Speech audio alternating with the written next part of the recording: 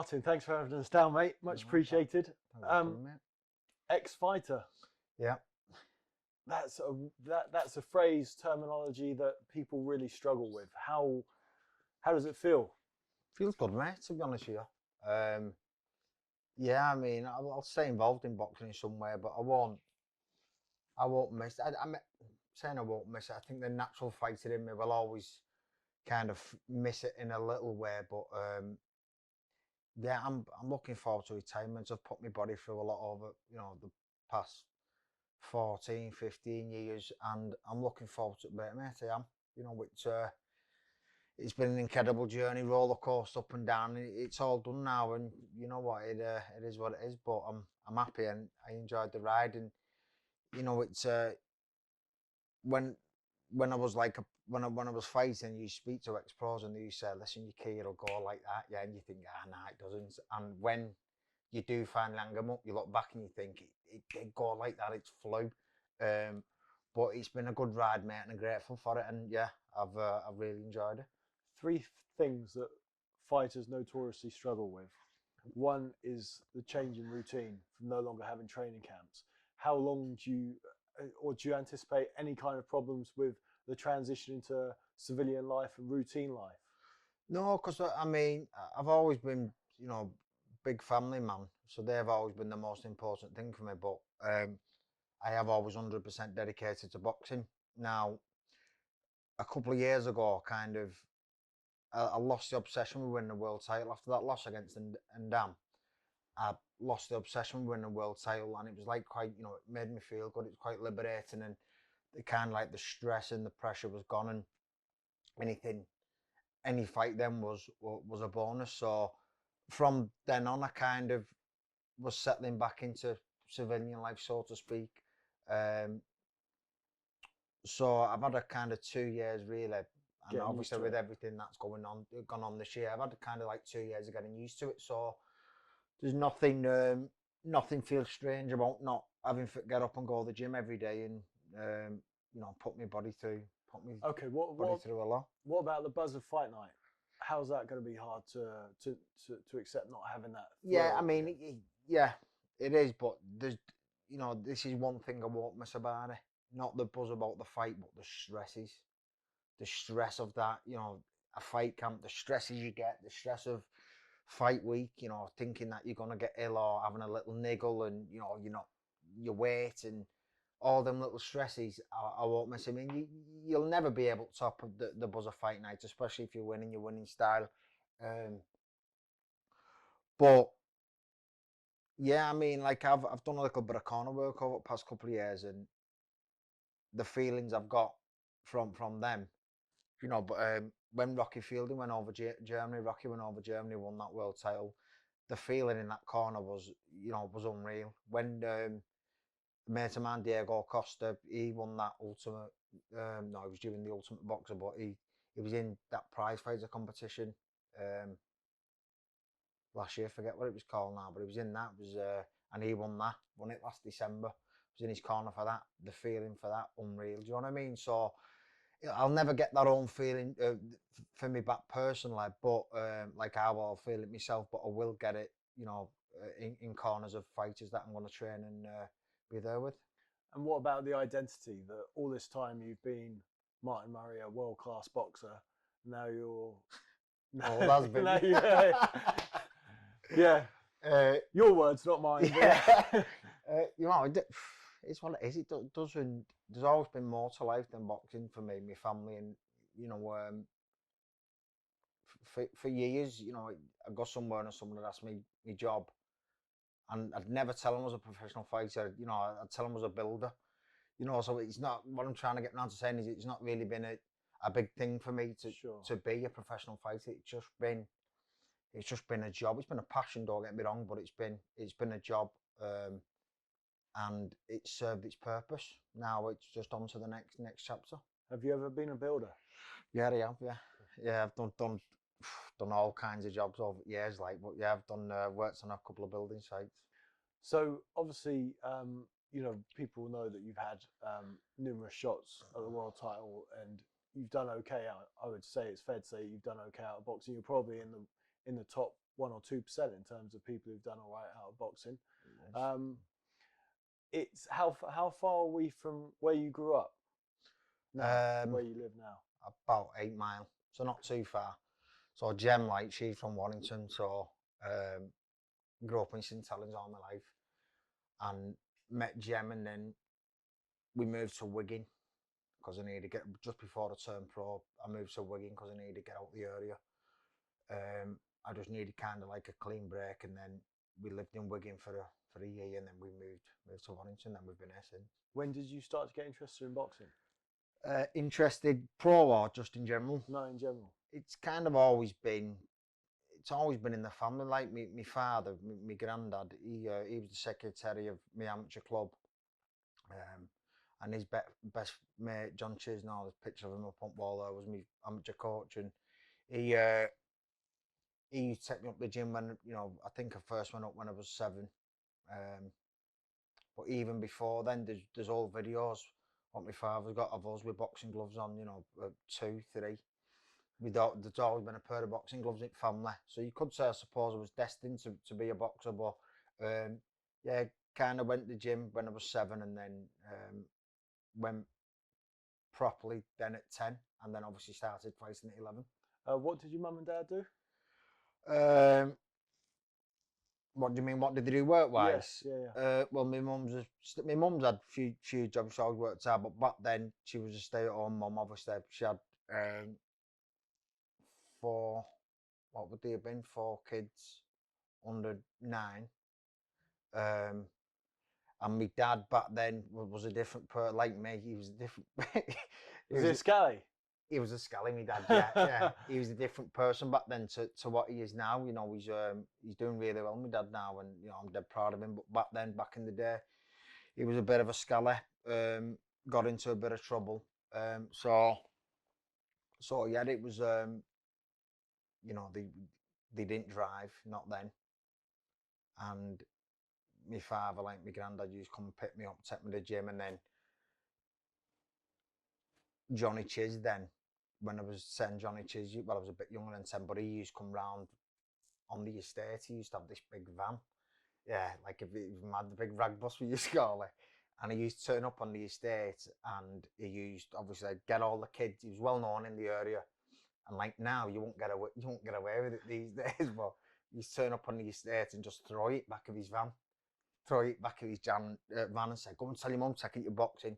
Throw it back of his van, take you to gym, and use train and just drop you back off. You know, he was really passionate about making the kids in the area change their life through boxing, and obviously it's because of him, partly because of him that I'm here now. You know, John was a pro, and he say it all the time. He wasted his career. He was on air all the time.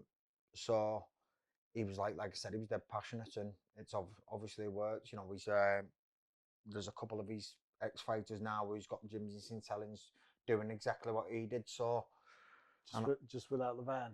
Just without the van, yeah, yeah. Did you like other sports, or was it just boxing? I've kind of dabbled in everything over the years. Done a bit of jiu-jitsu when I was a kid. Crap. Done football crap, rugby crap. Boxing was the only one where I was, you know, I was decent at it, like. But yeah, I've kind of done everything. But I knew that first day that when I got in that ring, my first day at gym, when I was 10, Johnny just threw me at ring with some gloves on. He had this spar, and I just knew there and then that, you know, that was the sport for me. So boxing's kept many a lost soul on the straight and narrow, yeah. And it's converted many people from scallies, tearaways, and it's straightened them out. You started boxing, but then you went down a different path. Yeah. So how come boxing didn't keep you from going down that path? Well, just growing up. Well, when I started boxing, I was, you know, 10 first in gym, and then I was 11. I started having all these fights.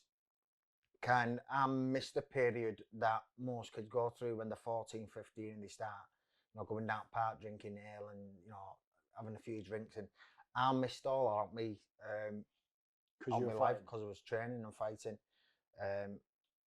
So all the way through, even though I was boxing all the way through school, I kind of and I was just a bit of a joker in school. I never, academically, I never fulfilled my potential, but I just needed these grades for going in the army because I just wanted to go in the army. Okay. So when I was 17, I went to Sutton Coldfield and did my trial for army, but I failed the medical, and on eczema on my legs, which wasn't eczema, it was dry skin. But my mum filled the form out and said that I had eczema on my legs. Anyway, he said, with them funny skin conditions in army, we're not going to let you in. So you get a letter off your doctor to come back. So I remember being 17 there, I was at Lime Street Station, I'd just come back, and it's like my dreams were shattered. And look back now in hindsight, I should have just got a letter off doctor and gone back. Because at the time what happened was they took me in the office, but the instructor, the refereed one of my fights in NABCs a couple of weeks before, and he recognised me. So he come and said, listen, we'll get you on boxing team, just go and get your letter. We'll get you straight in, we'll get everything sorted for you. But like I said, my dreams were shattered, and I was like, what am I going to do? I didn't know what I was going to do. And then there used to be this nightclub called Wigan Pier, and it was like a dance nightclub, and it was like proper good place back in there. And a couple of my older mates used to go, and they said one night, are you coming with us? This was just after I'd been back from army, and like, I don't know how I got in, because at 17 I must have looked about 10. I'm not joking, I looked like a baby. But I just thought, I'm just going to chance it. Anyway, by some stroke of luck, I got in, and I remember getting in, and my mate said to me, he was taking these tablets, ecstasy, and I asked him for half an E it was, and I went, gives half, and I'd obviously never took out that before in my life, and he was like, are you sure? And I went, yeah. And I remember he had half in his hand there, and he passed it over to me, and he just went, you better not let this fuck your life up, muzzer. That's what he said to me. You better not let it fuck your life up, muzzer. And I took it, and then it fucked your life up. At that time, yeah, everything happens for a reason. But the next few years was just about partying, taking drugs, and then by doing that, I got involved in quite a lot of trouble, stupid stuff. That I ended up going to prison, and then when I got out, I was kind of, when I got out, not the first time, the third time. When I got out the third time, it was like I really wanted to. No, it was the second time. Sorry, yeah, I got out. I got 3 years, and I did 15 months, and I got out. I was on tag, and then I cut my tag off. So I was on the run. But while I was on the run, I went in the ABAs, and I managed to win the ABAs while I was on the run. Don't know, I was dodging and diving everywhere, sleeping here, sleeping there. I managed to do it. Funny enough, beating someone from the army as well. What's that? You beat someone from the army as well, didn't you? Yeah, that in final, yeah, Steve Briggs, I think it was, yeah. I think I fought him twice. But yeah, he was. How did you cut the tag off? To cut it off. It's some rubber in it. Just with a lecky wire going through, piece of wire going through. And I was I got on England team then, and it was then I wanted to turn my life around, but then this, by the time it got caught up me cutting my tag off, this was like, when was it? It was. So ABAs were 2004, were they? Yeah, I won the ABAs in 2004, but I cut my tag off at end of 2003. So then I won the ABAs, and then I managed to.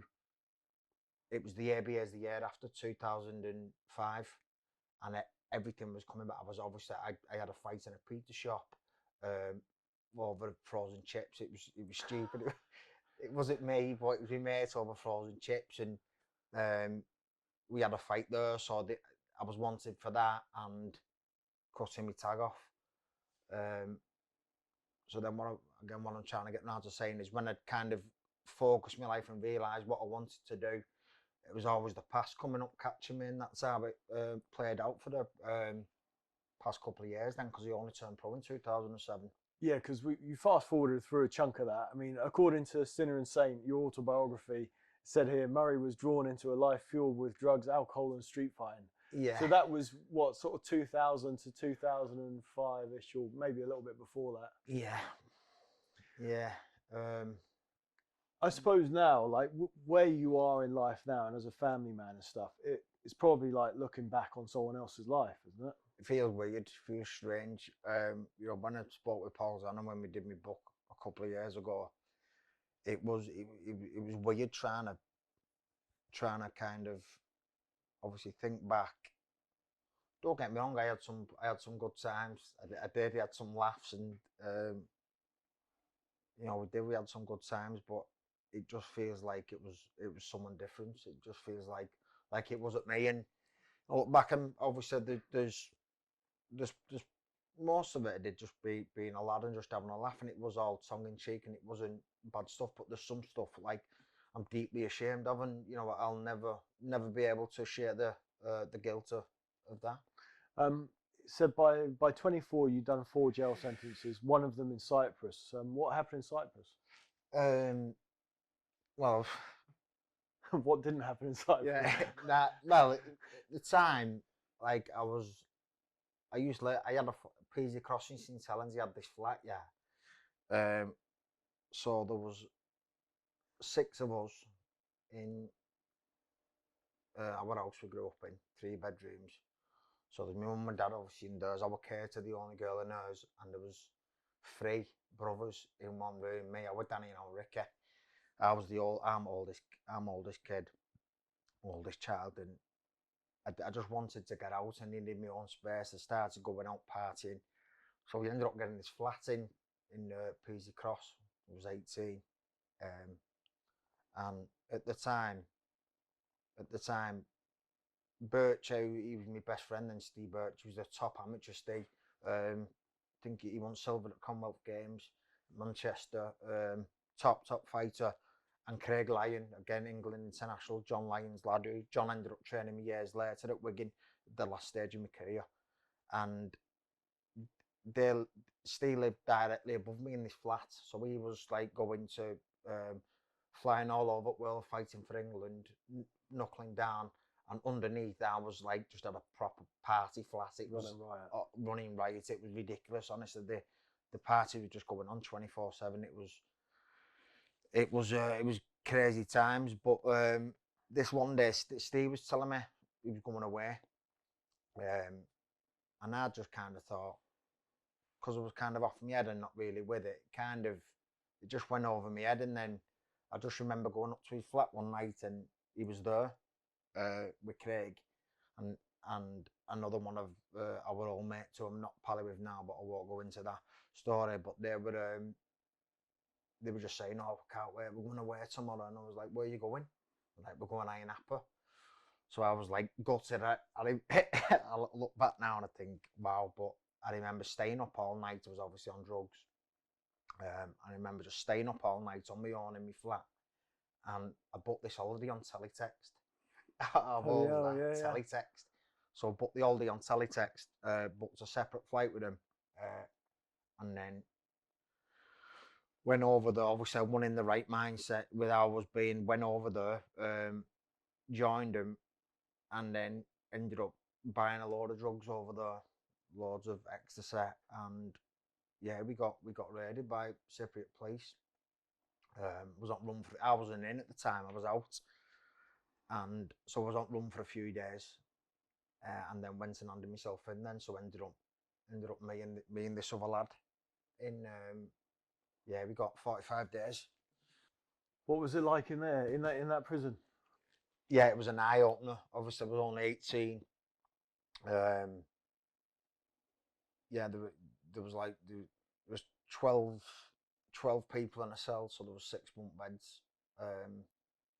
One toilet per wing, 1 bathroom, so you didn't have a toilet in your cell. It was at the end of the wing, and all it was an hole in the floor. Yeah, but we was in there, me and this lad, and like there was 12 people in there, all different nationalities. couldn't speak English. Luckily, there was a young lad in there. Say young, he was just a bit younger than us, 17, and he was fluent in 5 languages and spoke every other language. So he was kind of, you know, letting us know, you know, what people were telling us. But it was hard. It was an eye opener, and yeah, kind of when I got back then, where anybody normal would have, you know, say normal, but anybody in the right frame of mind would have thought, right, I need to sort my head out here now. I kind of wore it with a badge of honour. Yeah. And just thought, right, so, you know, I have a little bit of reputation for going abroad, being in jail abroad, and like I said, I wore it, you know, I'm ashamed to say I wore it with a badge of honour, and just kind of just went from there then. What was your longest sentence? 3 years. Yeah. What was that for? Again, this is something I'll never be able to shake the guilt of.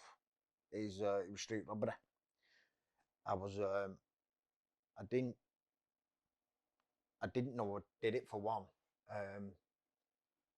I was just that off my head. It was scary. Like, you know, I kind of went. I remember, like, all lads who we used to knock about with, they went back this party after this club. Now I was banned from this nightclub for always kicking off and fighting.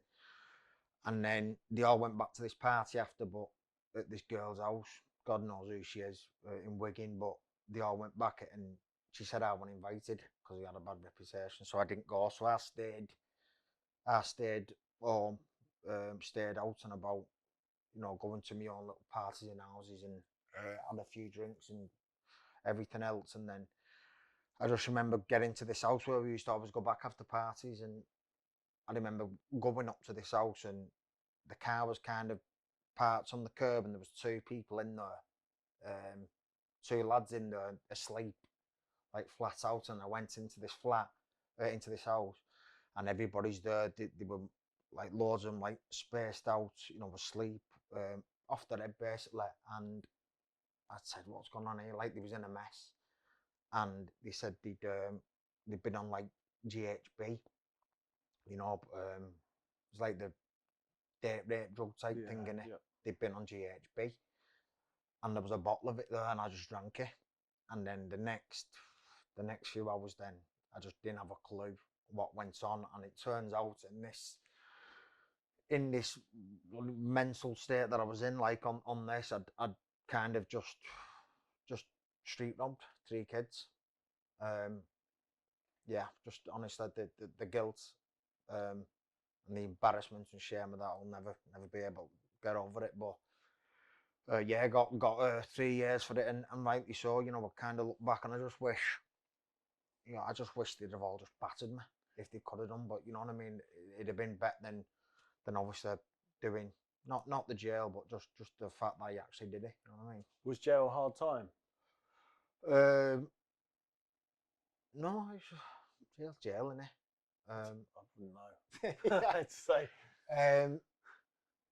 No, it wasn't. Don't get me wrong. You have the odd fight here and there, but it's you know, not everybody who's in jail is a bad person. Don't get me wrong. It's especially, you know, when I was in cons like a few years later, you kind of, it's a bit more chilled out, but the things that go on are more serious.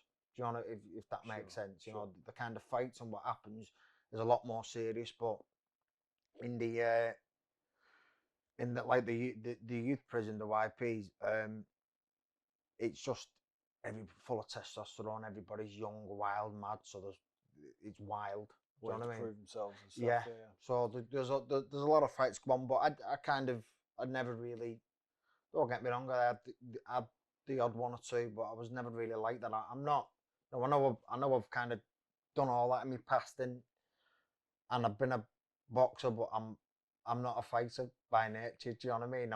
I'm not. So I'd prefer to get on with somebody than fight him. So did you have a moment of clarity when everything changed? And you've gone from being this tearaway to what we see today. Yeah, it was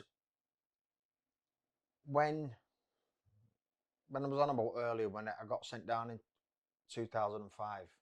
That was from me cutting my tag off. Yeah. And that fight had in a pizza shop. Now at the time, Frozen chips. frozen chips, yeah. What's that? Well, my mate's a vegetarian, yeah. And we'd all been out. We'd been out all day. We was on it like, and we'd gone back this. We come out this pub. The pub we ended up running. Me and my mum ended up running it a few years later. But we come out of this pub and we went into this chippy across the road called Pizza Heaven. Then don't know what it's called now.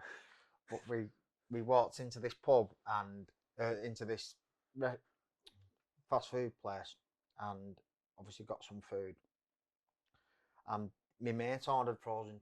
No, he didn't order frozen chips. He ordered chips and they come frozen. So he'd had a few. And the fellow who owned at the time he was a dickhead. Do you know what I mean? He was always fighting. There was fights going on there all the time.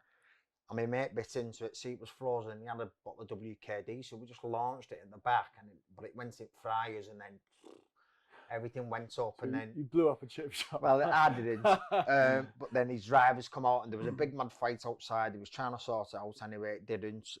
So we ended up getting involved in a scrap, and then yeah, the police got arrested. But I gave my brother's name in. Said I was Danny Murray. So I got bailed. And at the time, then I didn't have any tattoos. Danny didn't. So we could get away. We used to it. Which, you know, if one was on warrants and the other wasn't, we'd pass our details on. It's what we did. And yeah, I managed to get out. So then 2005, by the time it all caught up with me, I was then going in the cons. So when it cons, went in Walton, did a sentence in there, and then got out, and then I'd been out a week and I'd met Gemma. And then 2 weeks later, I went to this nightclub called Sidewalk in Preston, and I had a fight with some doorman over a course. It was only over a course. You know, they filled the lad who was with at the time. They filled him in for nothing, and then they kicked him out. So I went out with him and just asked him my course, and he just like sports me with pure disrespect. And at the time, I didn't have the head on me that I've got now, so I obviously just waded into him, and then we just ended up having a big brawl with these doormen outside. So we got nicked for that. So anyway, this is going into 2006 then. Bear in mind, I'm on licence for a fray, and I been charged for a fray. I knew they were looking at sending me away for a big sentence. So I was in court in Preston, and then they were making the case against me, and then they said the bench need retire, and I wasn't ready for going back jail. So I was like, I need to go now. So I just said, can I use the toilet? And when I used the toilet, I just went out and just bombed it. I just got on train and just got back into tellings, and I was again living from sofa to sofa. And then yeah, the police kind of worked out where I was, so I ended up going abroad working in Malia. So I ended up being a rep over there in Mali. I was there for 12 weeks. And yeah, but why I was there at that time, my co-accused, who was with me, like who the doorman did in and then kicked out, he only got done for, he only got 2 months. That's all he got, because the doorman ran out to him. He was defending himself, but so they gave him 2 months. So then, anyway, fast forward, I got back, got nicked, got took to court, and when I got took to court, they couldn't find the CCTV. So they said, we can only give you what we give him. So they give me 2 months, so we had to serve 30 days. So when I served the 30 days, it was a blessing. It was a blessing. It was like, now I need to change now. If I don't, I'd just met Gemma. I knew when I'd done these 30 days, that was it. I was done. Unless I changed my life and carried on doing what I was doing. So that I got out of jail, did me 30 days, got out of jail, went to John Lyon at Wigan, because 2005, Johnny Chiz, my trainer, he died while I was away. Again, something, not being able to go to his funeral is something I'll deeply regret for the rest of my life. And he, yeah, John Lyon just said, listen, just we just get your training, we just take it fight by fight, see where you want to go. So John dedicated loads of time into me, trained. I ended up having 4 amateur fights with him, and then I turned pro with Steve Wood. What was the plan when you turned pro? What did you want to achieve? Well, I wanted to turn my life around for one. That's all I wanted to do, really. But more than any belt or anything like that. That's it. Just you know, I've got friends who have been, you know, who have died. Old friends now who are bad drug addicts. All friends and friends now. You know, who are doing big jail sentences. That could have been me, and I just didn't want to be. You know, I didn't want to be that, so it was just like turn pro, dedicate as much as I can, and just have no regrets. And you know, that's always been my mindset, and it's how I am now. Like, you know, I've got no regrets. I've had a great career, and yeah, I've managed to do what I set out to do. You beat awkward Jamie Ambler in your debut. Yeah, Jamie Ambler. Me and Tony Bellew fought. Jamie Ambler was Tony Bellew's debut as well. Yeah, I remember weighing in 11-12. He come in 13.5 stone. A big, long, gangler. Awkward lump. Yeah. But yeah, managed to beat him at Robin Park, Steve Woodshaw 2007, and then obviously my career went on from there. Yeah, so I think you'd had about 8 fights before you got the prize fighter call, wasn't it? What was it? Yeah, I think it was 8. Was it? And you were in a pool with Chella Render, Danny Butler, Paul Samuels, Joe Ray. Yeah. Were you confident going into that? Yeah, I was confident. Do you think you were the cream of the crop going into it? I knew we had the pedigree. I had the amateur pedigree behind me more than them, but obviously Samuels was coming back when he'd been about the game for a bit, could punch a bit. We knew Cello could punch.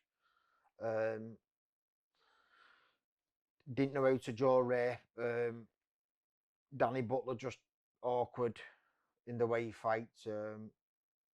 But yeah, I was the favourite, and you know, I'm for a reason, I thought. And you and Render had a great scrap in the final. Yeah, God, yeah, that was some fight. That, yeah, 3 rounds. It was kind of. I went out first round, boxed him just exactly how we planned to do. Put him down, and then my game plan changed, and then ended up just falling into his game plan and then having a war. But you know, thankfully I come out on top, and that was really the start of my career from there, really.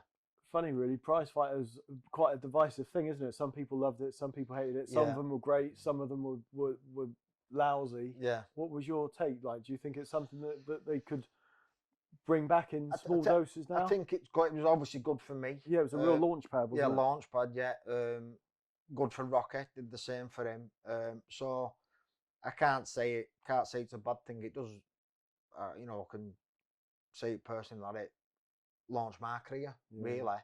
So I think it's definitely a good thing. Listen, any exposure a boxer can get is good, and that's great for exposure for fighters, and it did me a world of good. A couple of fights later, you beat Kevin Concepcion, who was, I think, 14-1 at the time. Yeah. He was, I think, at the time I was with Steve Wood and Frank Maloney, and he was with Frank Maloney, and we just wanted that fight, and yeah, I knew that I could beat him. I just needed the opportunity, and yeah, it was.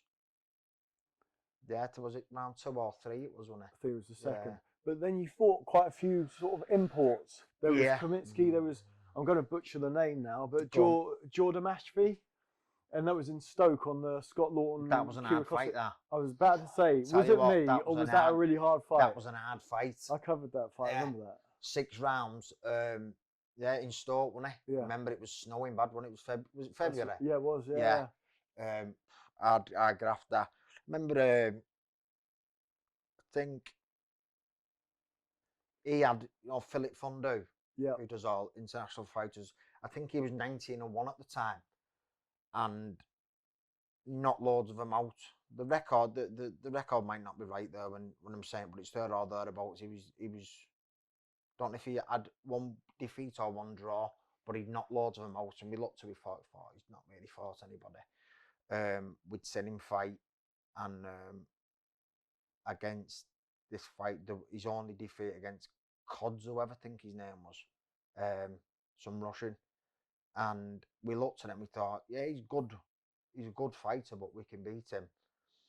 But I just wasn't prepared for the pressure he put on me. He was a tough old Oh, brute, wasn't tough, he? mate. Yeah. Oh, he was tough. He was, and apparently Fondue said to, I forget who he said it to now.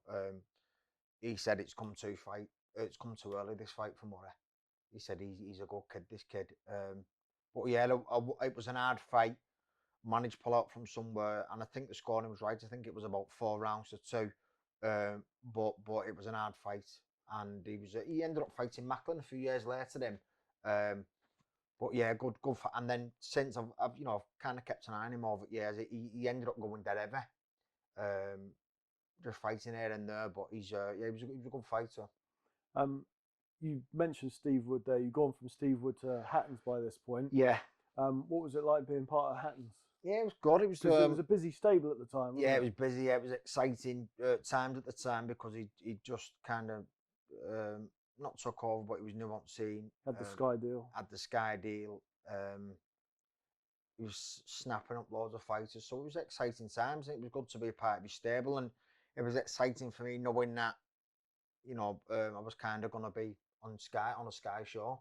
Yeah. Every time I fought, which is kind of as a fighter starting out, that's where you aim to be. Your aim. Obviously, your aim's win titles and earn money, and everyone says, "Oh, I want to become world champion," but there's a lot of politics, and there's you've got to be real with yourself. Really, there's a lot of people out there who don't. They're good enough to win a world title, but they just don't. The politics of the game. But what was I on about then? Well, we were talking about the move to Hattons, and it was being busy, and the stable was bustling and that kind of stuff. Yeah. I forget why I went on to that now, Tris. I'm not punch drunk, by the way. I do that all the time. But yeah, no, it was good. It was exciting times. That's what I was going to say. I've thought it now. But your aim is to get on telly, to get that exposure, and the fact that Athens promotions were offering me that, knowing that every show I was on, I was going to be on Sky or the chance of getting on Sky. It was exciting. It was, it motivated me. So kind of had a good run with Athens. You won the Commonwealth title against Pete Machevsky. Pete Machevsky, top bloke, top lad, still mates with him now. Are you? Yeah. He, I was in Abu Dhabi a couple of years ago when he was over. We met up then. He's been over here. He's a mad Liverpool fan, so I got him tickets for Liverpool. He's come here, had a brew, took him for some breakfast. Still keep in touch. Good bloke, Pete. Knows he's boxing, a boxing fanatic. Yeah. So when you won the Commonwealth title, were you thinking I'm going to get to world level? Yeah, well, yeah. Obviously, I believe they would. The performance was at the best, but I knew all the work me and Oliver did together, and we knew I was world class. I just needed that opportunity to prove it. But yeah, I mean, when I started out, like, I just wanted to win British title. Right. I wanted to win the British title so we could dedicate it to Johnny Chase, my first amateur coach, which I did. But yeah, that was it really. So I'd never really, even though I knew I could have got there, that was my aim. You know what I mean? I didn't, like I said earlier, like the politics of the game. It's a tough old game, and even though I knew I was good enough to get there, I still thought, well, I might not. Just the way things work out. So I was just like, win British title, and then we'll go from there. Because I grew up, and Jamie Moore, obviously, who's one of my top mates now, my trainer. I grew up watching him fight on telly, and the British title then was massive back in the day, and it still is. But that's why I just wanted to win the British title. It was such a prestigious belt, and I wanted to be on the books for the rest of my life as being down as winning it. Didn't sparring you encourage Jamie to retire? No, I wouldn't say that. No, definitely not. oh God, we had some hard spars. I've got loads of DVDs of him. I learnt a lot off Jay. Like he dealt me my ass once, well, a few times. I remember like when I first went Oliver's, I'd kind of always, I'd sparred loads of people, but because of my amateur pedigree, I've always kind of like been okay with who I'd fought. I remember sparring Gennady Golovkin once. Yeah. And he dealt with me ass like proper. But apart from him, I'd kind of, I'd fought quite, I think I'd fought a few internationals by that stage, and sparred quite a lot of people that had always been all right. So I thought I'd be all right with Jamie, like when I first sparred him, and he punched me up bad. Just outworked me proper. Just the way he did it, it was a proper eye opener, and it was just like, right, I need to incorporate some of that into my game. But then as time went on, and I can speak personally about this, your body just gets older, and you don't have the gears. So I mean, by the time Jamie was kind of looking at retiring, I was looking at, I was improving and looking up in my game. So the last spar we had was hard. It was it was. I think I forget what fight he was going for now for that. I don't know if it was his last fight actually. I can't remember, but yeah, we punched lumps out of each other. You mentioned Oliver there. How come you linked up with Oliver? Why did you choose to work with him? I just did. Kind of like I went when I decided, like I was with John Lyon, and I was fighting out of Wigan, then Wigan ABC, because that's where John was, and I had a few fights looking at turning pro, and I was wanting to go around looking at who turn pro with. So I went to a few gyms, went to a few top gyms, like it was, and I got a really good feel from them and the trainers. But Oliver was just, at that time I was kind of like, I was a bit wild. I was coming from a wild side to a more calming side, and Johnny Chiz, bless him, Johnny was mad. He was a proper character. Johnny he was wild. Old school, did it cur, so like when I'd gone to turn pro, Johnny and Oliver were the complete opposites. So when I come to turn pro and I wanted to turn my life around, I met Oliver, and Oliver was just like that calming influence that I needed, just the way that he was. Loved, obviously watched him with Jamie over years. Seen him, seen him, he trained me, and we did some pub work together, and I just knew, like when I'd done a session there with Oliver, I knew that that's where I wanted to be, and that's who I wanted to train me. Because that's what you needed. That's what I needed at that time, yeah. But it was just right, as a fighter, if you go with gym and it feels right, and if it doesn't feel right, you shouldn't be there. I don't think. But I knew going there with Oliver was the right thing for me to do. But not only that, with Jamie as well. Jamie was flying at the time, and I knew that I could learn a lot of him. A couple of fights after you won the Commonwealth title, you beat Nick Blackwell. Yeah. First man to beat him. Yeah, but he'd only had a few fights then, Nick. He come from an unlicensed background. I think he had 8 at the time. I'm not sure how many I had. I might have had double, did he have 17, 18? Yeah, would have been knocking on for 20. Yeah. So when it was a big ask for him, obviously, but he was game, Nick. But we knew he was, out of his depth, and obviously we won. He pulled out after round 5, but he gave it a good go, and he's a nice kid, Nick. Someone who we still speak to now,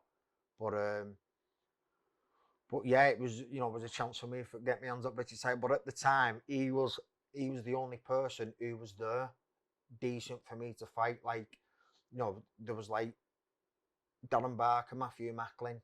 They were the ones who were there at middleweight, but like, they had no reason to fight me. Do you know what I mean? I was obviously wanted the fight. You do as a fighter, you want the big fights, the big names. But they were past my level. They was going on, European world level. So You were trying to catch up. I was trying to catch up, yeah. So yeah, Nick was the only one at the time. But with all due respect to Nick, it was quite a big jump from Nick to your next fight, which is in Germany against Felix Sturm. Yeah. So I fought Nick, and then I think in June 2011, and then a couple of weeks before, Macklin had just been beat. Matt had just been beat off Sturm in Germany. And obviously there was a big cry of robbery for that. And, it was one of them where the next fights after, Sturm was kind of bringing someone in as cannon fodder, someone who they thought he could beat easy, a British fighter, just to kind of close the door. I thought just to close the door on Macklin, because he didn't want to fight him again, because Macklin had beat him. But in my opinion, so they obviously picked me instead, and he come a bit unstuck. So yeah, according to the punch stats, and I don't know if you remember these, but you outlanded him 258 to 182, and in power punches you landed 184 to his 90. Yeah. And you got a draw. Yeah.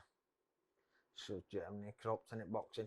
Were you worried about getting a fair shake out there? Yeah, of course I was. Yeah. Well, obviously I seen it for myself. What happened with Matt over there? So yeah, I was. But what could I do? Like I just said, Nick at the time was the only one who I could fight as a decent opponent for the British title.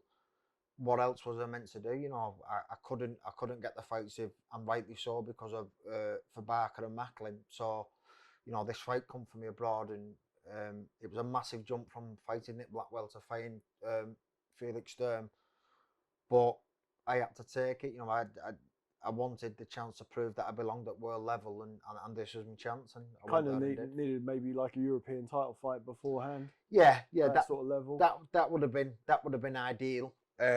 Although that said, it's not like you blew it against Sturm. It's not like it was your fault. That's it, exactly. So yeah, I mean, in an ideal world, obviously building up a little bit more steadily towards it, and then have a fight kind of get me ready for it. But I still went over there and drew against him. Like you just read the stats out there. Many people thought I won. So I proved that I belonged on the world stage. How hard was it to swallow the draw? It was hard. But we knew there was always a chance of getting robbed going abroad. There always is. We knew that. But in the next breath, a draw is not a defeat, is it? And it's not like I went over there and showed myself up. You know what I mean? I went over there and prove you belonged. Proved I belonged. You know what I mean? So I kind of knew that my career was gonna look up, and there was gonna every fight from then I'd have thought was gonna be a big fight. So you thought that you didn't think that now that you proved that you belonged, you weren't going to be too much risk against too little reward for people. Well, I've always been that throughout my career, and I think kind of that's always been the case, and that fight kind of proved it really. But at the time, you don't. Well, I didn't. I didn't understand the game that well, so I didn't really think about that. I just thought about just getting back in the gym, training, and going, fighting whoever, wherever they wanted, and finally getting my hands on that world title. And then a couple of fights later, you were back on the road in Argentina. Yeah. And you fought Sergio Martinez, who at the time many thought was the best middleweight in the world. Yeah. Do you have good memories of being in Argentina, the trip? Amazing memories. Obviously, we went a couple of months before as well, promoting the fight. And yeah, it was an eye-opener. The first time we went over promoting the fight. It was just after me.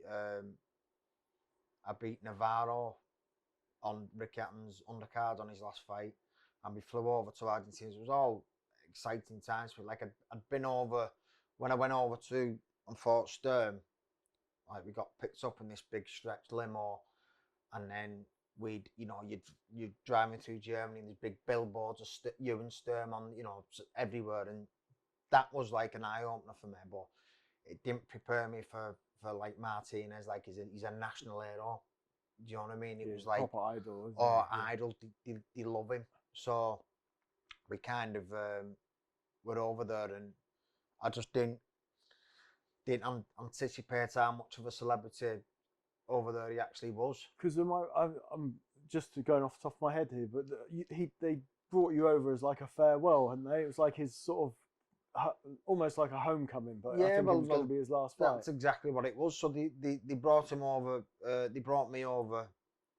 First, it was on the 30th anniversary of Falklands War, so they definitely brought me over to get beat, and kind of as a farewell, I think, or an easy fight, because I think he was looking into fighting Cotto after that, so kind of like an easy fight. So obviously I went over and then to promote the fight, but when we got into this hotel where he was promoting it, doing the press conference, like Martinez, we still got nice words to say about each other. And he spoke with Paul about my book, and he gave me a proper nice, said loads of nice words about me. But at the time, he didn't. I don't think he recognised me. So we're in this hotel, and he comes walking in, and then he's shaking everybody's hand, and then like when you're fighting somebody, you've got that nerves and. It's him. It's him. Do you know what I mean? He didn't have that, and I knew. And he come back, and someone had to say, "Oh, this is Martin. What are you fighting?" He looked a bit shocked, so we shook hands. And press conference went sound, but it made me, realise how much of a star he is over there. Like the week of the fight, we went over, and they had like a TV channel just dedicated to him. You know what I mean? It was all his fights, it was everything he'd been, all the dancing stuff he'd done. It was just a TV channel dedicated to him, and it was everywhere. But it was then I think we went 12 days before that. That was some experience, that going to football games, getting the media attention, and just being on being in a fight on that scale. It was massive. Did you have like a siege mentality, thinking I'm Rocky, I'm gonna upset Well, him? obviously you always do, don't you? But well, I don't. That's one of the reasons why I ask. I don't know. I wonder, because obviously you're being brought over almost as a sacrificial lamb. Yeah. Do you have that mind? That still that champion's mindset. Whereas I'm gonna of course, destroy all these plans. Yeah, at the time I was undefeated at the time still. Oliver worked out an amazing game plan for him, and it was just right. And we went into the mentality. We went into the fight with the mentality that we know that we're going to have to knock him out to win, but we know we can do it. And if it doesn't go, if it goes to the cards, we're going to get robbed. We kind of knew that. So we obviously did what we had to do. I thought I won the fight, but I knew when the final bell went, I knew that I'd not won. There was no way. You know what? There was kind of like there was a mini riot when he won. Imagine what I don't think I'd be able to tell the tale. You knocked him down, hadn't you? Yeah, put him down in round. When was it? Round 8, I think, and then put him down bad in round 10. But that one they didn't rule as a knockdown. And yeah, then just obviously just went on, and I lost on points. But again, it kind of announced me on the stage at the time. Like you said, he was best middleweight in the world, and I went over there, beat him, convinced the art horse in his own country. And I thought I'm gonna go on, get a major fight here from this now. And it was rebuilding again. 40,000 fans. Was it the best atmosphere you'd fought? Unreal, yeah. And going back to the mentality going into that fight, the ring walk was a big thing for me. So I prepared myself for, I don't know, mentally I took myself into a dark place for what I was going to experience, anticipated what was happening for that ring walk. And none of it happened. Obviously I got spattered a few times, and Lee Atherton, one of my mates from St Helens, come over me at the time, and he had this big 5-gallon drum of water.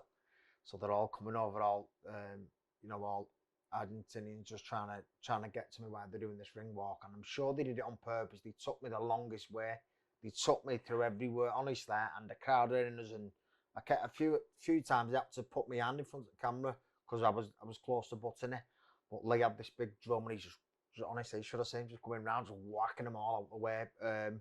But then got in the ring, and then that was it. Then it was done, and then he obviously had the fight, and then I think Gemma told me that Michael Buffer said to her, I think a round or two before the fight, just went on about Martinez. He said he needs to knock him out here now to win, and obviously that didn't happen. But again, it is what it is. I kind of expected it. But again, it kind of announced me there again, didn't it? On as a world class fighter and a future world champion. I thought you had. So I mentioned this before we went on air. You were kind of feast or famine. You were either fighting a very big name, a world champion, one of the best, or you were fighting an import. Yeah, it was kind of, you know, feast or famine in terms of big name or someone not kind of up to scratch. Because after Martinez, you had 3 fights in 2014. You beat Domenico Spada, who might be the best of the rest. That's it. Yeah. Just about say then matchmaking. That's where I've suffered bad throughout my career, if I'm honest. Matchmaking.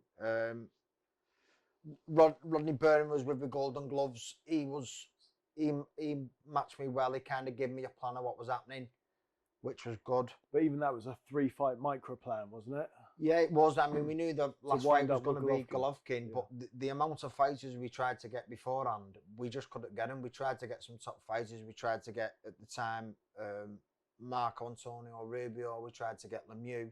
Good fight that would have been. I know. You and Lemieux. Yeah, we tried to get it. We tried to get a load of fights, get him to Monte Carlo. We couldn't, so we ended up fighting Max Burzak, then Spada, and then Golovkin. But you know, I kind of suffered bad matchmaking really throughout my career. Matchroom was good. I was busy with Matchroom. You know, you didn't have the conventional path though, did you? No. Where you sort of build, and then you're there. You were kind of up, down, up, down. It was up, and then what should have happened? You know, I thought the iron should have been struck while it was hot, and I should have just kept going. But instead, I was up, and then I was down fighting. You know, I fought Sturm, and then 6 months later, was fighting on a 6-rounder. So this explains why I've had this thought in the back of my mind sometimes when you haven't had. When you haven't shown that you've been top class against lesser fighters, is that had to be very difficult for you mentally to be getting up for these massive fights, and then to be in a 6 or 8 rounder in your next fight? Yeah, it's hard. It's hard. I mean, you see fighters do it, footballers do it, rugby teams do it. You drop your game for them lesser opponents, people who you know you're gonna win. You raise your game to the big fights, and it was hard for me to get that consistency going from fighting somebody like world class to then fighting somebody who's just brought in to get beat. You know what I mean? So it was quite hard. There was no consistency in it, and that I think, look back, I think that's where my career suffered in a way. But by now you're at this level along with Barker and Macklin and Andy Lee. Why didn't we get those fights? I mean, we tried, didn't we? But I mean, it would have been good, but they were just like, you know, our paths just, they could have crossed, but they didn't. You know, like I said, Andy Lee was doing his thing in America. Barker and Macklin were a step or two in front of me, and then by the time I caught them up, I don't think that they wanted the fight. And then, you know, Barker ended up winning his world title, and then he didn't have one, wasn't it Sturm, and then he retired with an injury. Andy Lee ended up, I was made up when Andy Lee won the world title, by the way. Korobov. Yeah, because again, he was brought in as cannon fodder, wasn't he, just to get beaten. And he had it that, he had the title, didn't he, but he didn't want to fight him, that kid chocker, what's his name? Peter Quillen, Peter Quillen, he had the title, but like relinquished it because he didn't want to fight that, what was his name? Who Andy Lee fought? Korobov. Yeah, Korobov, and then Andy Lee went in and did the job, so I was made up for him, but we just didn't. Who would you have liked to fight out of them? Did you have one guy that you wanted out of that bunch? Yeah, Barker. I'd say because like Macklin, I think would have been an hard fight for me You guys because of seem his to rub style. each other up the wrong way for a while. You know Maybe what? not now. You know what? We did, but I can't really go into too much detail on this. But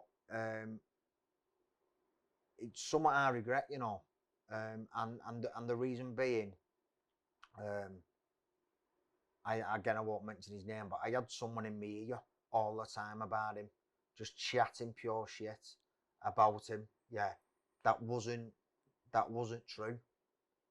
So obviously I'd have my backup about it. I don't know if this fella wanted kind of make something out of nothing and make the beat a load of needle there. But I look back there now and I do regret it, you know, because I've never had anything against him as and he ended up managing me. You know, I've never had anything against him as a fighter or a person. But I had that person in my ear kind of making something up that wasn't there. And there was that needle that was caused between us. But yeah, like I said, it's something I regret because now I'm kind of out the way. I look back and it wasn't even there. Do you know what I mean? Do you think you guys will regret years from now not creating a sort of dynasty between you? It'd have been good. It'd have definitely been good. Obviously, you go back to era with Nigel Benn, Eubank, Collins, you know, that era. But what can you do? I mean, I tried, and you know, they didn't take the fight because, like I've said, rightly so, because you know there was no need to them. They was on the world stage. Why take a risk against me again? Like you said, Iris low reward. You mentioned obviously Rodney in South Africa had this 3-fight plan that wound up with Golovkin in Monte Carlo. Yeah. Tell me about Triple G. How hard did he hit, and did you think that was your last chance? Yeah. Did you think every chance was the last chance? No. Or but that one you going. I think Golovkin. I did. My toughest fight, by the way. But I did. But I still thought, even though it was never my intentions to go, like people said to me after, wow, you went 11 rounds with Golovkin, no one's ever gone that far. I bet you're buzzing. And truth be told, I was gutted because I never, I went to South Africa for 6 weeks, took myself away from Gem and kids and, you know, trained hard, and to get beat like that the way he did, not the way he did because it was a tough, gritty performance. It's not like I went and got beat in the first round, but that was at the time the first time where I'd been, beat by, I knew I'd been beat by the better fighter. So it was hard for me to take. But when everything settled down for that, and I kind of knew there was, especially when I signed with Eddie and Matchroom, I kind of knew that I will get a big fight because a big fight again. But I thought, like, going off the back of that, like I said, it was never my intention to go the fight furthest with him and be made up with it. But I still thought I could get a big fight off the back of that. Sure. What was his power like? You know what? He wasn't the person who's hit me, the hardest in the fight, the hardest puncher. But it's hard, don't get me wrong, world class power. But it was the consistency with him at every shot. His power didn't dwindle. Like, Groves to me at the time was the person who when he threw a right hand and it whizzed past my head, and I thought, I need to stay away from this. I need to stay away from this. But with Golovkin, it wasn't like that. But with Groves, the power dwindled. With Golovkin, it wasn't. But it wasn't only that. It wasn't only his power. Obviously, his range. He's on you. He's fit. He's strong. But what surprised me most about him was his variety. The way he just opened me up, like, no one ever opened me up before, like the way he had. And I thought at the time, like, world class Stern, Martinez. But it's just the way he opened me up. It was just, you know what, it was an hard fight, but I've always wanted to challenge myself against the best, and it was a pleasure to share the ring with him. Was he better than Martinez? Yeah. Do you think he was better than a peak Martinez, circa 2009, 2010? You know what, I can only go off what they were like when I fought him. So, Sure. you know what I mean? I obviously never fought him then. But yeah, I'd say so, yeah. We've talked about this chart of your career in terms of big fights and lesser fights. Yeah. 3 more fights, all interim style fights before you fought Arthur Abraham. Yeah. Again, this was with Matchroom. This was like where it was like fight and just building up to the Abraham fight, which, yeah, you know, it wasn't at the time where I needed to set myself up for them type of fights, though. I'd experienced them. You know, I'd experienced being involved in big fights and fighting them world-class fighters. So I was confident going into Abraham.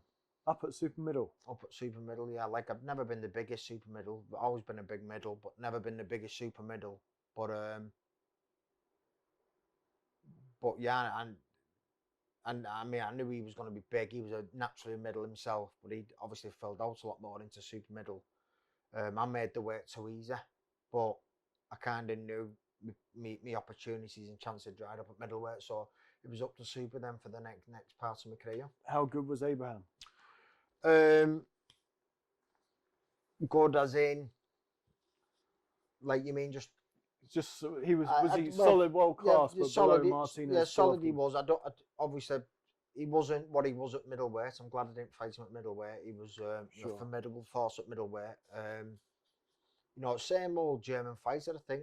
You know, not all German fighters, but I mean the way they fight to win the rounds over there, not doing much, then push it late on to end it round, and you know that wins you round in Germany for whatever reason. But you know,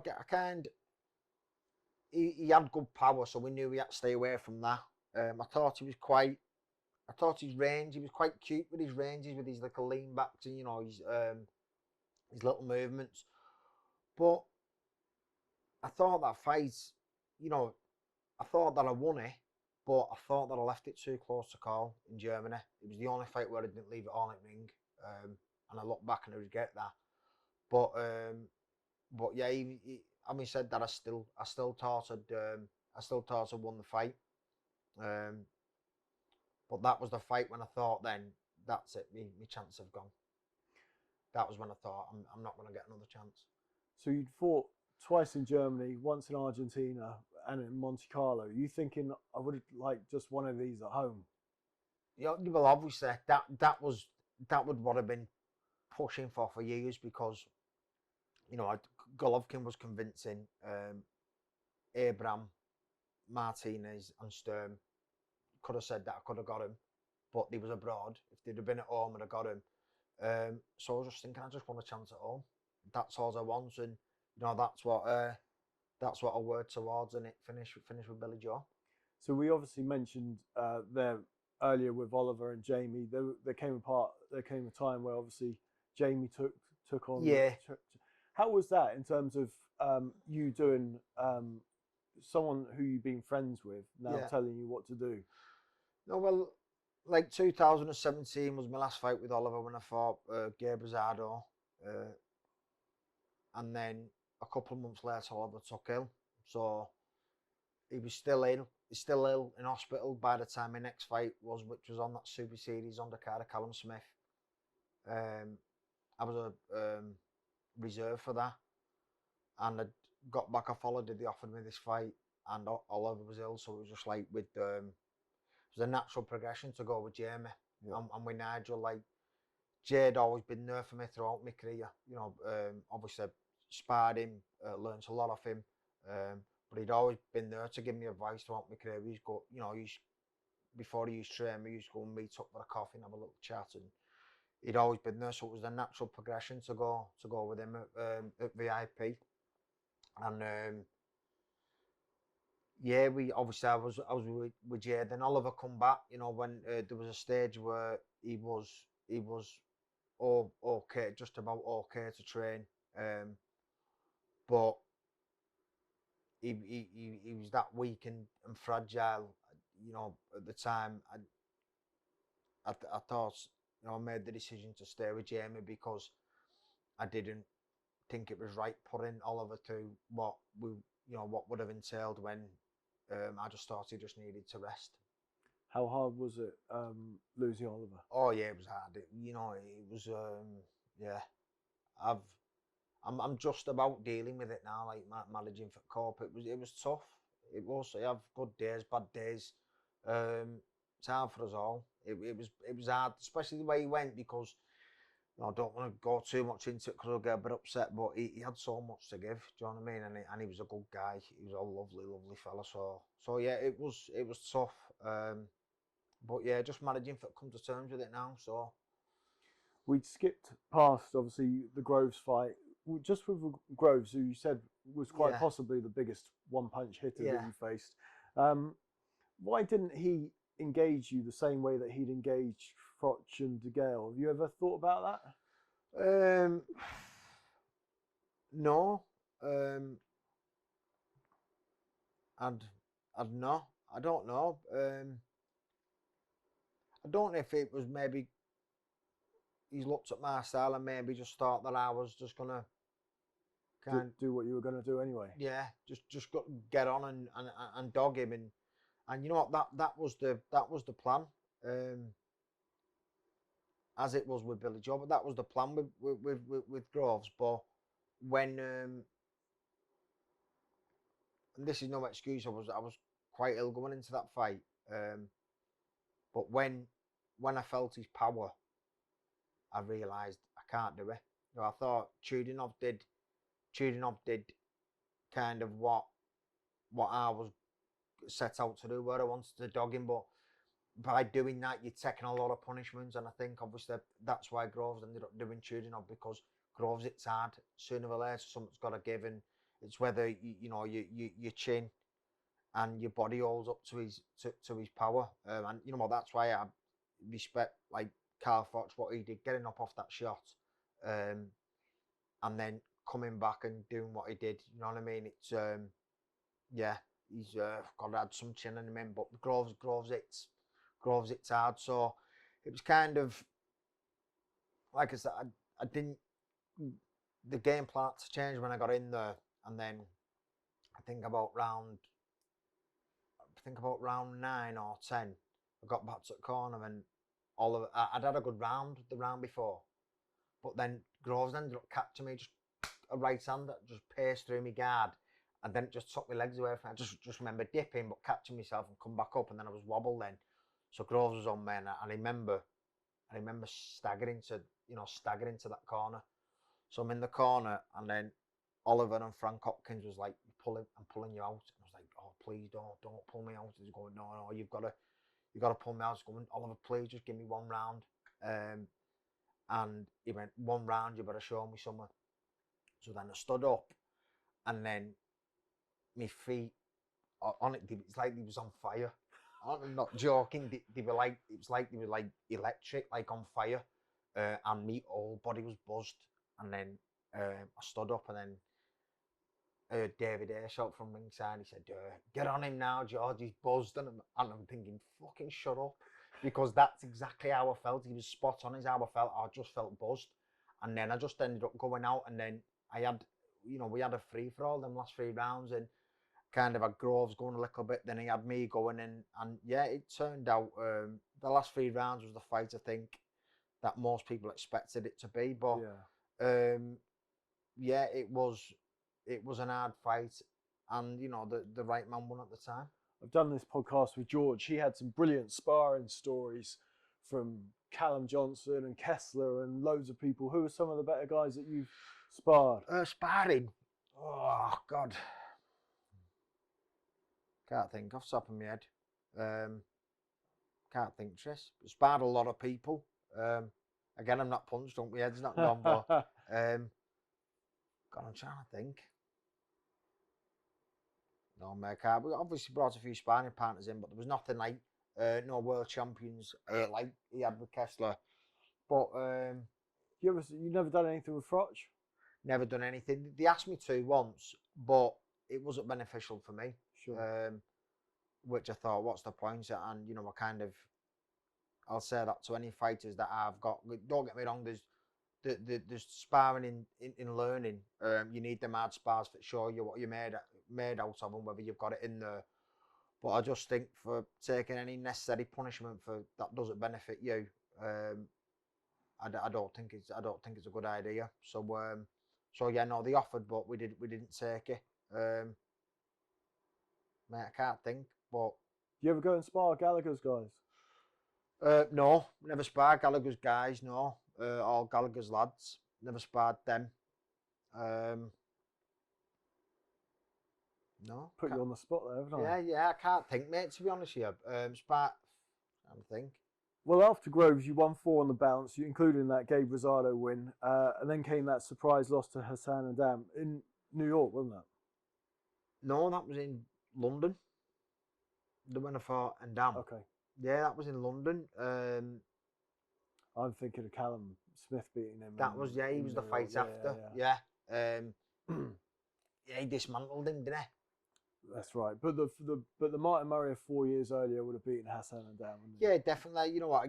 I had an off night, definitely, without a shadow of a doubt. I had an off night for that fight, but I still thought I won, especially at home.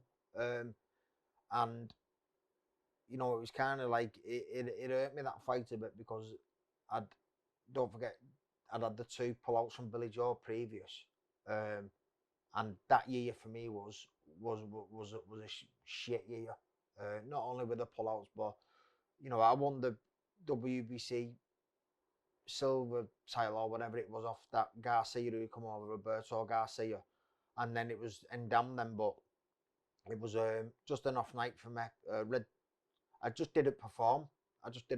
And but like I said, I still thought I won, especially being at home against a foreign fighter, and that was kind of the point in my career where I just thought, you know, I was going to retire, and that was the point in my career where I just thought, you know, if I can't get a bit of luck against a foreign fighter at home, what luck have I got? And I just accepted that I've just got bad luck in boxing, and you know, I lost my obsession with winning the world title, and so it was quite good for me, that, because it was like a lot of pressure and stress was off me. So what made you come back then? So if you were thinking about retirement, what made you I remember Jem and the kids went, and my family went, we went on a cruise at the over Asia. So they flew to Hong Kong on the day I was fighting. Yeah, on that day they flew to Hong Kong, which obviously I was meant to go. And then anyway, I had the fight. So then the day after, me and my dad flew to Vietnam, and we got in Vietnam on Christmas Eve, and then woke up in the hotel Christmas morning, and the ship had docked there. So I'd not seen the kids for kind of not been there really throughout December because I was training, and then that happened, and then I only seen my kids on Christmas Day and my family.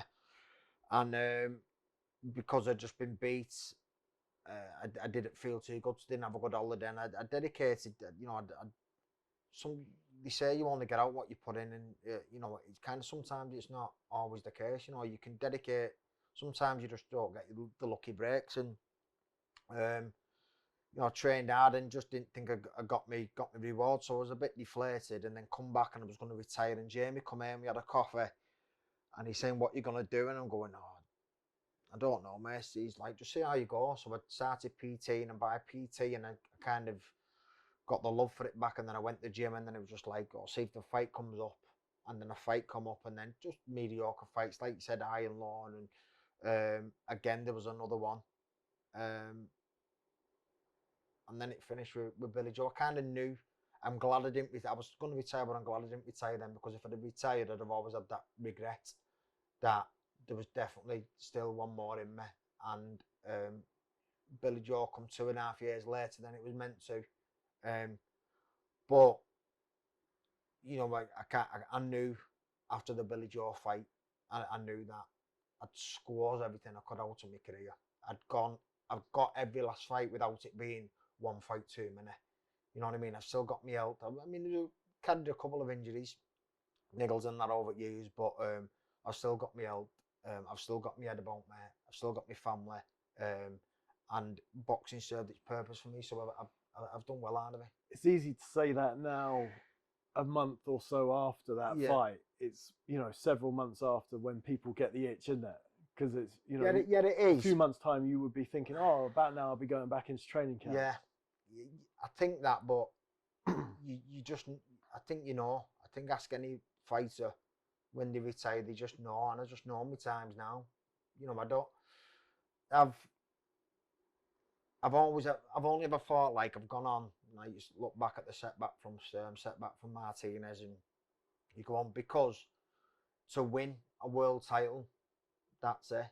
You know, I've British, Commonwealth, I've won interims, silver, intercontinentals, whatever, but I've never got my hands on that real world title. So that was the dream. That was the dream for me. That was the ultimate goal. And some people never get one chance. I've had 5, and that, you know, people think, why are you lucky if I get 5? But I think that's only because how unlucky I've been in previous ones, and I've proved to belong there. But for me it won't happen a 6-1. I can't rebuild, and I'm not going to stay about the game and just fight for wages here, wages there, and maybe win a lesser title. The dream's gone for me, and the ultimate goal. Did you feel that in the build-up to the Billy Joe fight, that was the last fight? And it was me toughest training camp. So physically or psychologically or both? Physically. Psychologically, I was well up for it. My mind was in a different place in my body, even before the fight. Fight week, so pumped up, so up for it. Leading up to it, the training camp was hard. So we had a good training camp.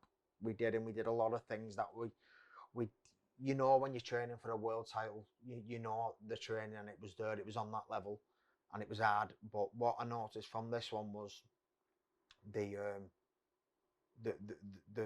toll it took on my body. It took a lot on my body. Like, I was back in there, if you had an hard session or an hard spar, at most I'd need a day off. If that, I'd have an hard spar at Oliver's back in day, and I'd go the next day, and I'd be up for training. He was like, no, going home, you need a rest. But I was there. This time, I couldn't do it.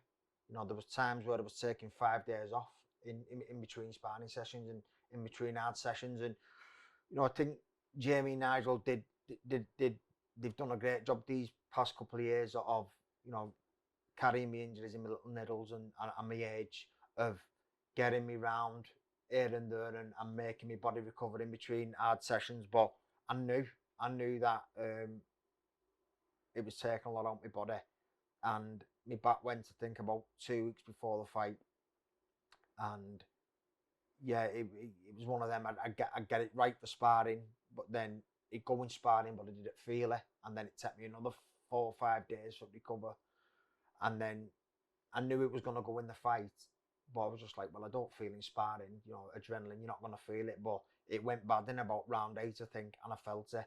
But even before then, that's no excuse. Even before then, he was winning the rounds, he was pipping the rounds, and I knew what I needed to do and what Jay and Nigel were telling me in the corner, but I didn't have the gears. I look back, in the build up to that fight, what we did in that training camp was 2.5 years ago, we trained to just be on him and dog him, and just make him work and make him gas, and that was our tactic behind it. So then, obviously, if we didn't end up fighting, we changed different tactics for different fights, and we didn't have a proper training camp like we did 2.5 years before. So fast forward 2.5 years later, I'm training for this fight, sparring. Had a first spar, went all right. Had the next spar where we thought, right, we're going to try and work on these tactics now with dogging him, and I got my ass dealt with me. It got me dealt. It was bad. I had about 6 rounds and I got punched everywhere. Kyle Lamotte, if you're watching, proper did me there, mate. But Kyle was my sparring partner throughout it. But Kyle's a top fighter, up and coming, undefeated, and he's going to have a big future. Southpaw, it was good sparring for me. And every time I up my game for the next spar, which I do, I've always done it, he upped it with me, so he was always there with me. But on that second spar, he proper gave me an hiding. He did, and I knew then I had to change my tactics. I couldn't do what I planned on doing 2.5 years before. So we look back then to the Martinez fight, and like I said, the some of the rounds were close, but he was doing just enough. But I look back at that Martinez fight, and what I was doing, what I couldn't do in this fight, was the gears in between. I didn't have the gears. Like I said, mentally, I was there. I was up for it before. But then when I got in there, my body, it was just old. Tris, it was just, that's how it felt. It felt like a flame had gone, and there was nothing I could do. Do you know what I mean? And it's a dangerous place to be, if that's what you feel like. How does Billy Joe compare with some of the other good guys? Oh, but I really rate Billy Joe. I do. We knew he was going to turn up for that fight, and he did. Yeah, I rate him. I do. I mean, you can, Golovkin, you can only go off people that you're fighting at the time. Sure. Sturm was a tough fight, but I had more gears. I had my youth. Golovkin, Martinez, I thought it was there. I was 30 when I fought Martinez. I think the same age as Billy Joe when we fought the other week, or 31. I had my gears and at that age. So even though it was an hard fight, I still thought, I won. And Golovkin, another level, in my opinion. It wasn't like it come too late. That was kind of there or thereabouts, with time, with my body. But he was just a different level to me, just a better fighter. So people talk about Billy Joe and Canelo now. Is that a fight that interests you? No, it is, and I'll be rooting for Billy Joe, like, for every time he fights now. But I do rate him. I mean, Canelo, in my opinion, I don't think anybody will beat him at 12 stone. But I think you always rise to the occasions at them big fights. And I thought Billy Joe did it with me, and if the fight with Canelo comes along, he'll raise it up again. But I really rate him. Do I think he'll beat Canelo? No, I don't. But I do really rate him in a fight, and I think if he stays in the gym and trains hard and knuckles down, he has got a good chance. Because he's awkward, and he caught me with a lot of shots that, I noticed in the fight my reactions were gonna, they were gone just that split second. But he caught me with some good shots. He caught me with a lot of left uppercuts that no one's really ever caught me with before. Uppercuts in general. He fought well. I thought his tactics were right, and yeah, he was, like I said, I do rate him. Of the bad decisions, what was the worst?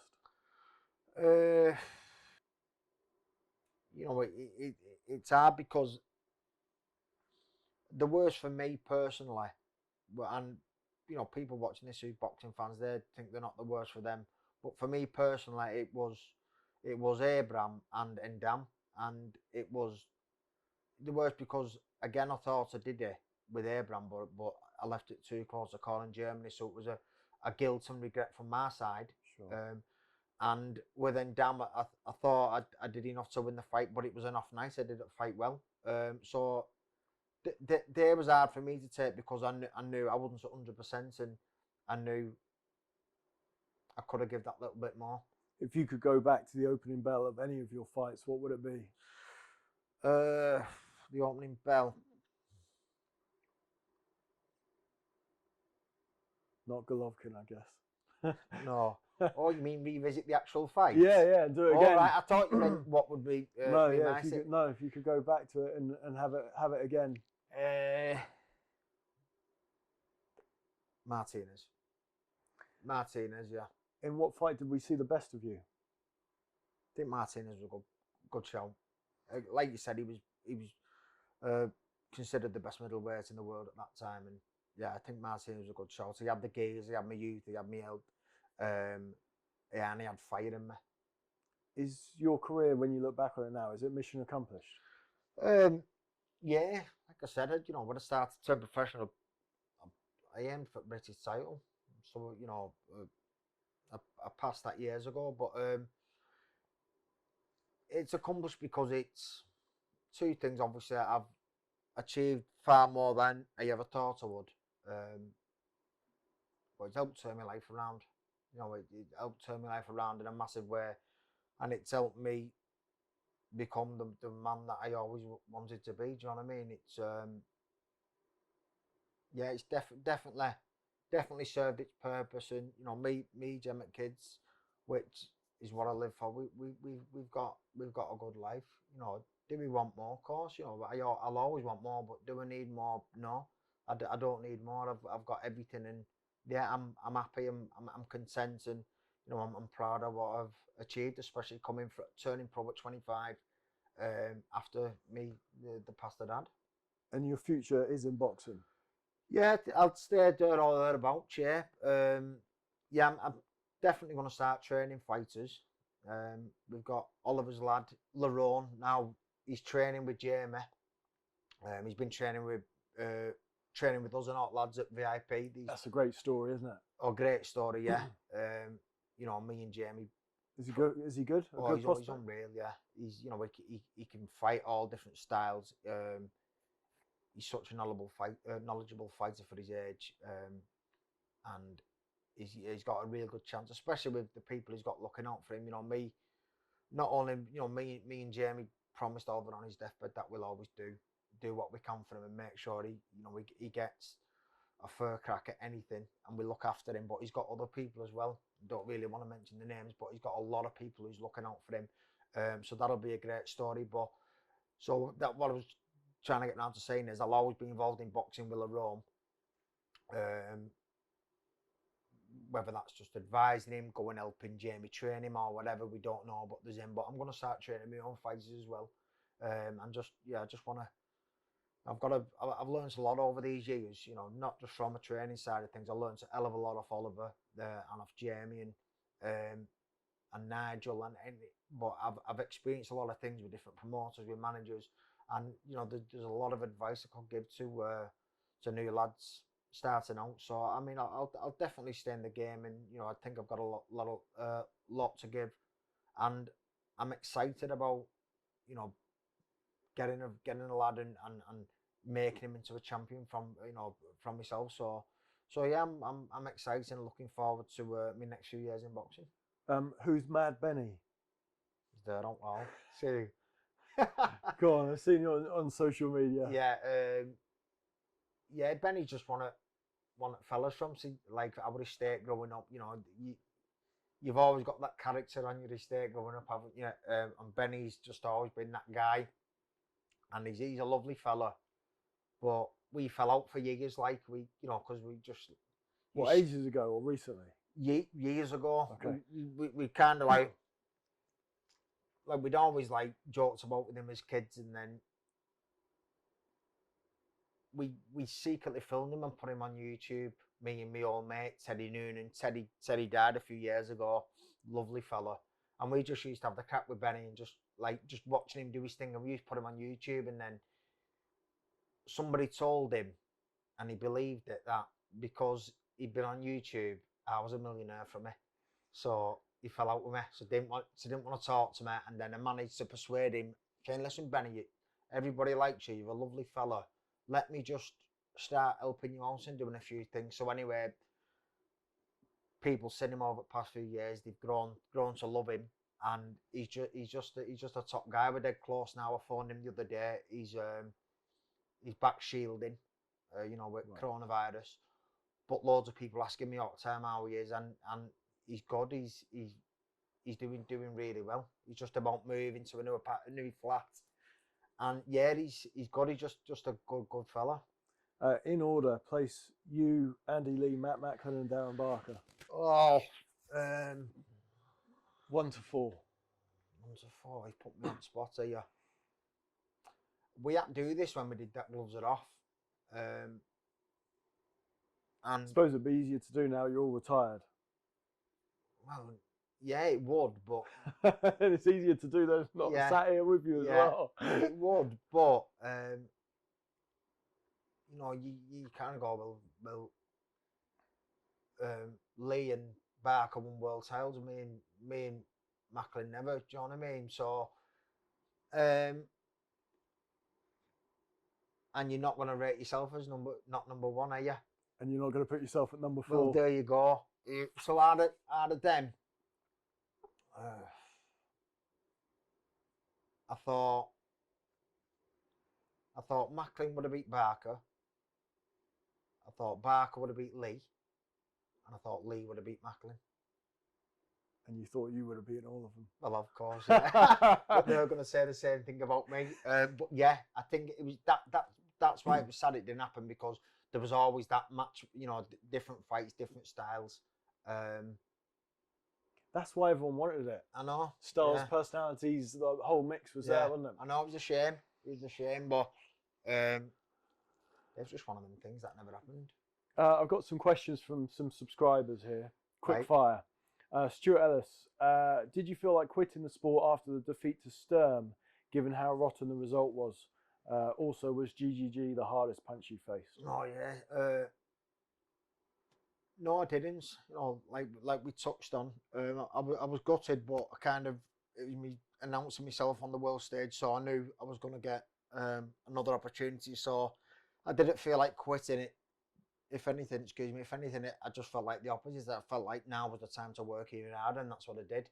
And Golovkin, what was the hardest hitter? Yeah. Not the hardest hitter. Just more. Every shot was hard. Every shot was hard and consistent. Nick Taylor, it's a shame we never got to see Martin versus Barker, Macklin, and Lee. Were any of those fights close to getting made?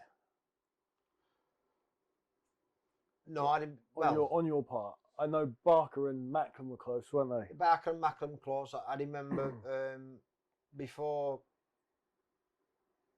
Matt fought Sturm, I think did he fight, or he was due to fight that Corin Giver for for the European title or something, but then that got pulled. So I remember me and Oliver training like we was going to get that fight. We thought we'd get it. We thought they'd ask us, but it never happened. I remember being with that in promotions and someone in their office speaking to Eddie about trying to make me and Barker, but again it never happened. But Andy Lee was never in the equation. I don't know if that was because he was doing his thing in America and I couldn't get a visa. Nick Taylor also says, I also read Martin's book a few years ago. I never expected to see the words, "I'm a big fan of the Antiques Roadshow." Yeah. Is that still the case? Oh yeah, I still watch it, yeah. I've got it Sky Plus there actually. Yeah, still a fan of Roadshow, but that was the story on that book was when again I'm gonna sound like a wrong one here, but I'd gone into this car that was not derelict, but it'd been left there through floods, and there was it looked like I thought was an antique in a picture in the boot, so I took it, and then ended up getting nicked, and then it turns out that it wasn't. It was just a painting for a church. So yeah, that's where that comes from anyway. David Wright, do you feel that if you had better guidance and management and support in your career, it might have turned out more lucrative and successful? You always seem to take risks rather than being built. Yeah. That's kind of what we touched upon. Yeah, I do. Obviously, Steve Wood was great at starting me throughout my career, and I'm still poly with Steve. There was a bad bit of managing and matchmaking in between. And then I got with Andrew McCall, who's my agent, when I went over with Rodney Burnham, top bloke, did a lot for me. And then obviously with MTK, who I finished my career with, and MTK did a lot for me, and you know, would advise anyone out there who's got the opportunity to go with MTK to go with them, because they did a lot for me, and look out for the fighters. Paul Manzi says, how did you deal with the frustration and upset when Billy Joe pulls out of 2 fights after you've been training for them? Is there any kind of compensation for your time and the money you spent in camp? Yeah, obviously, like, majorly frustrated. Not the first, I was the first time, but he was kind of known for doing it, so I kind of expected it, even though I didn't take my foot off the gas training, I kind of expected it. So yeah, I was gutted, but it was obviously the second time that got me, because he did mess with me. He said, "Listen, we'll do it." But fair play to him, he did come through at the end and do it. And he said it himself. The time was right for him then, and not for me. But no, there was no compensation. You know, it was sometimes you sign into contract world title fights and there is a compensation clause. There was nothing like that, so no. I like this one from James Hamlin because we have touched upon this, but he's identified it. Post the Hassan and Dan fight, you changed your tact in interviews. Your new mantra is often recited as "the plan is there is no plan." Yeah. That seemed to really work, leading to what seemed like a focus and contentment. Definitely so right. Strange, isn't it? It's a strange one that you lose a fight that you should have won and felt you got a decision in, but almost felt like the burden was lifted off you. Yeah, that's right. Yeah, obviously it was gutted at the time, like we touched on, but it felt like the pressure and the stress of when the world title had gone, and then, like he said, then that was what I said. The plan is there is no plan, and it was take a fight at a time, and you know it led to the Billy Joe fight. So, but then if a fight would have come for if a fight didn't come for me, it didn't come for me, but it did. So, you know, I could have retired a couple of years ago, and if a fight didn't come for me, then obviously it didn't. But I knew that there was always one big fight left in for me. But I've moving forward from that fight, I've always trained hard, but it's kind of and I took it up a level for the Billy Joe fight, but it was kind of about me more enjoying boxing again, which is that's what you do as a kid. You start out to box to enjoy it. You know, it only becomes a business when you turn professional. But that's what it was. I did it for the enjoyment rather than chasing a dream and a world title, and it worked out well for me. I was going to say, because it's nice to leave the sport on that positive note with that positive feeling rather than feel like you've been broken by the business. That's it, exactly. And you know there are a lot of fights out there that do, and boxing it has like it's served its purpose for me, and you know I'm going out on my terms, and fair enough. No, I didn't get the result, but I'd like to think that I go out with a little bit of respect and with my head held high. So I'm happy for what boxing's done for me, and I'll be forever grateful. Brilliant, Martin. Well, thank you very much for having us around. Thanks for your time. Really appreciated it. No, it's been a pleasure, mate. Thank you very much.